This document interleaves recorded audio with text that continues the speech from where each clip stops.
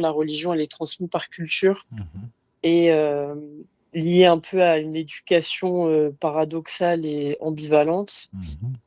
Et j'ai grandi avec des traumas, qui soient physiques ou psychologiques, par du dénigrement, le manque d'amour, etc. Ce qu'on appelle éduquer son enfant à l'époque, en Ouais. tout cas, de comment c'était mis en avant. Mhm. Et je souffre maintenant psychologiquement d'un trouble, le trouble de la personnalité borderline, qui s'est déclenché déjà il y a très longtemps, sauf que ça n'a pas été réglé.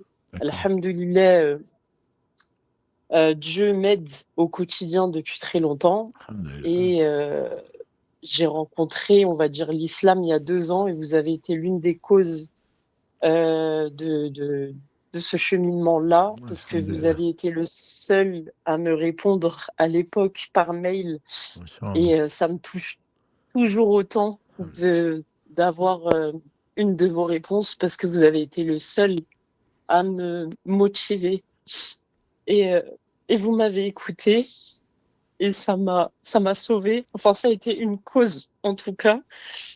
Euh, et maintenant, bah, je traverse toute seule, on va dire, ces cheminements. Je suis même venue vous voir les sous-bras, Ouais. alhamdulillah. Alhamdulillah. Euh, j'essaye en fait de continuer dans mon cheminement, mais avec le passif et le passé que j'ai eu dans ce type de famille qui est très dysfonctionnel. Mhm. Parfois, c'est compliqué et j'ai des mauvais comportements à l'âge adulte où je vais désobéir sur des choses et je m'en veux. J'ai une culpabilité énorme où je me sens maintenant, j'ai peur, une peur constante que Allah ne m'aime plus ou qu'il me rejette, Mhm. parce que j'ai des manquements, et même avec l'un de mes deux parents, par exemple, je vais avoir de la dureté dans mes mots, mais parce qu'on banalise des péchés graves. Mhm. Et ce que je ne cautionne plus maintenant. Par exemple, j'ai grandi avec le fait de fêter Noël, Mhm. avec le fait de faire de l'intérêt usuaire, Mhm. ou de pas prier